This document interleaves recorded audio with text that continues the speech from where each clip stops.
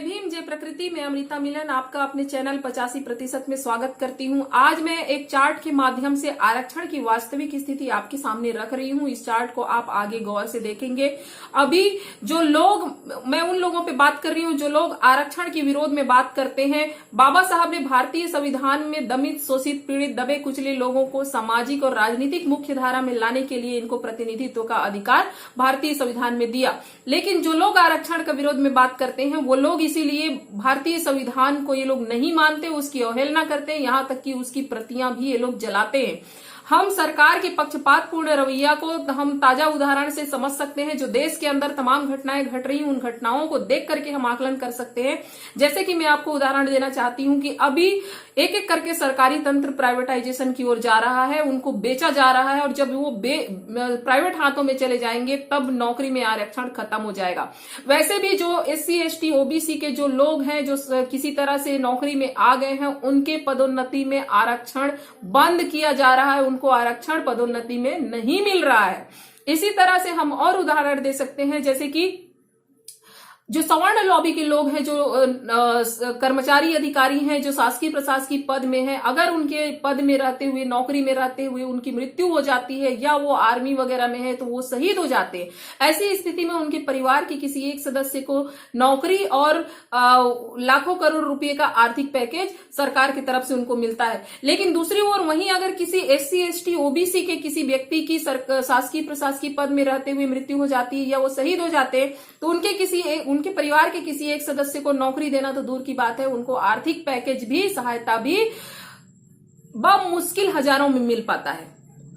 हम उदाहरण ले सकते हैं हिमा दास का, जो 1 महीने के अंदर 5 गोल्ड मेडल लेकर के आई थी, लेकिन सरकार का उसके प्रति रवैया क्या था ये भी हमने सबने देखा। इसी तरह से हम ताजा उदाहरण ले सकते हैं, अभी मध्य प्रदेश में जो पंडित, पुरोहित, पुजारी हैं, इनको सरकार की तरफ से 8 करोड़ रुपए का आर्थिक सहायता दिया गया है। वहीं दूसरी ओर हम देख रहे हैं जो मजदूर है, जो मजलूम है, जो छोटे छोटे मासूम बच्चे और महिलाओं के साथ में सड़कों पर दर दर भटकने के लिए अभी मजबूर हो रहे हैं, जो भूखे प्यासे हैं, जो बिलख रहे हैं, जो मासूम बच्चों की स्थिति आप देख रहे हैं क्या है। कई लोगों की हजारों किलोमीटर पैदल चलने की वजह से मौत भी हो गई। ऐसी स्थिति में उनके लिए सरकार की नजर नहीं पड़ रही उनके ऊपर, ना उनके लिए किसी तरह की आर्थिक सहायता की अभी तक सरकार ने घोषणा की है। तो ये तमाम हम उदाहरण ले सकते हैं। और एक उदाहरण मैं आपको देना चाहती हूं, जैसे छत्तीसगढ़ की वर्तमान सरकार जो है, भूपेश बघेल जी, इन्होंने OBC को 27% आरक्षण की घोषणा की थी। जैसे ही इन्होंने OBC को 27% आरक्षण की घोषणा की, वैसे ही जो सवर्ण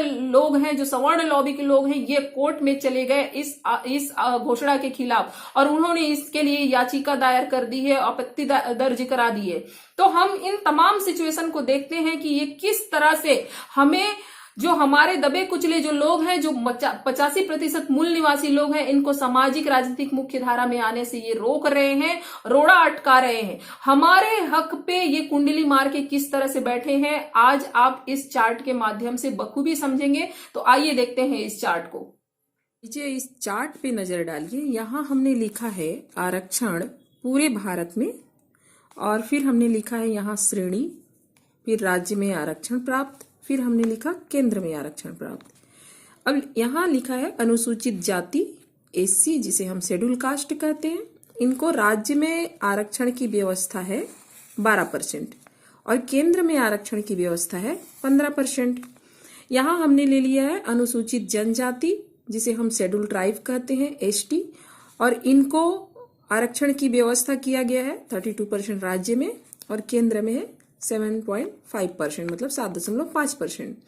फिर अति पिछड़ा वर्ग OBC अदर बैकवर्ड क्लास, जिसे राज्य में 6% आरक्षण की व्यवस्था है और केंद्र में 27% आरक्षण की व्यवस्था है।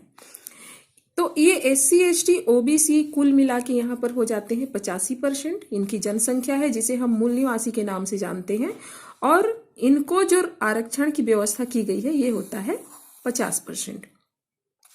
अब 50% राज्य में हो गया, और इनको केंद्र में व्यवस्था किया गया है इनके लिए 49.5%। अब सवाल यही बनता है कि जब 49.5% केंद्र में आरक्षण की व्यवस्था इन 85% जनसंख्या के लिए है, इन 85% मूल निवासी जनसंख्या के लिए 49.5% आरक्षण की व्यवस्था की गई है और 50% जो है, ये 50% जो है राज्य में किया गया है। तो जो शेष, सवाल यही है कि शेष जो बचता है 50%, वो 50% किसके लिए है?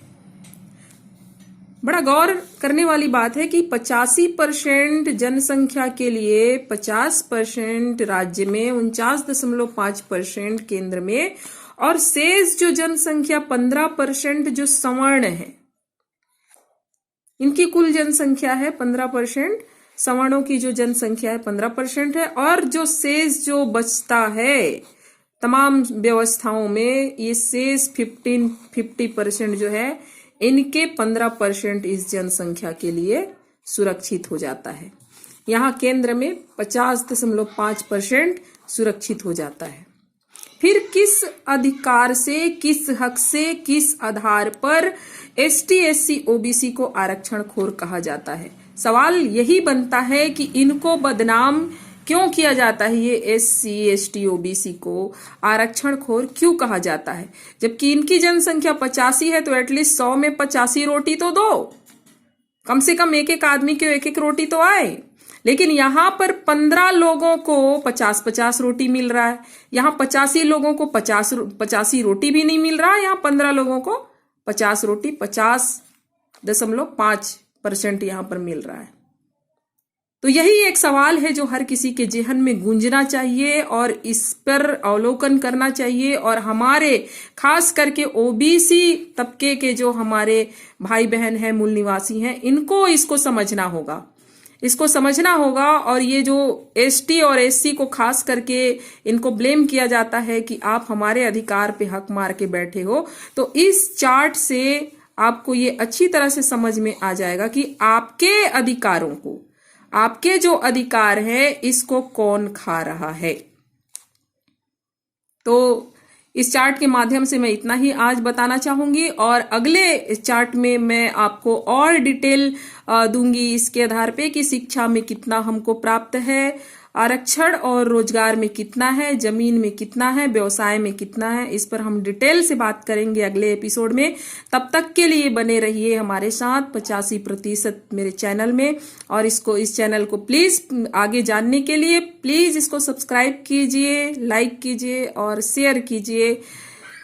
Thank you. जय भीम, जय प्रकृति, सब्बा खैर।